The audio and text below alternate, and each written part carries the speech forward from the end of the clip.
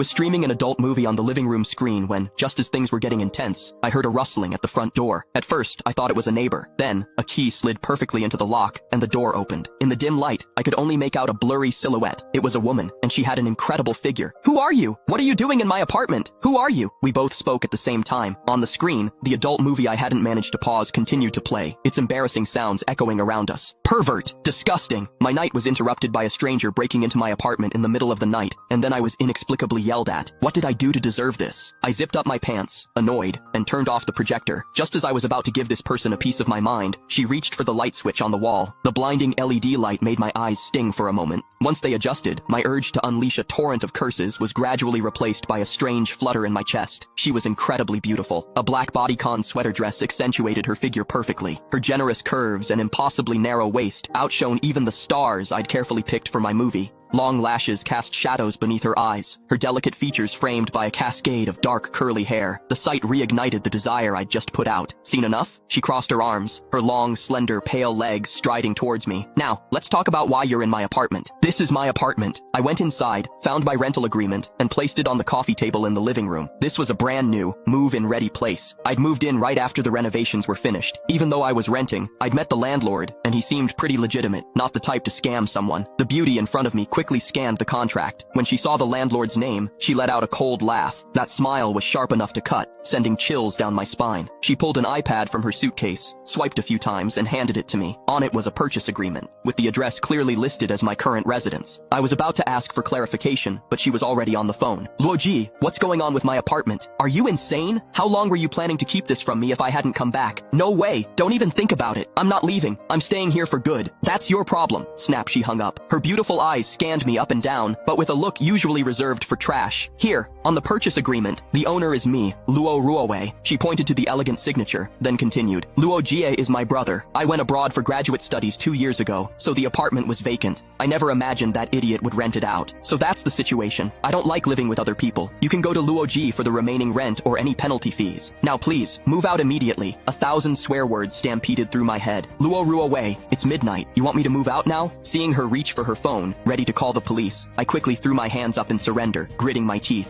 "Fine, I'll move, okay?" I had plenty of things. After all, I was the first one to live in this apartment, and I'd been here for 2 years. I truly thought of this place as my home. I was dawdling, packing my luggage in the bedroom, when Luo Ruowei's sharp voice cut through the air from the living room. "Your ID. I need to take a picture. If there are any issues with the apartment, I'll contact you for compensation." Annoyed, I tossed my ID onto the sofa where she was sitting. I went back to my room and continued squatting in front of the wardrobe, packing my bags.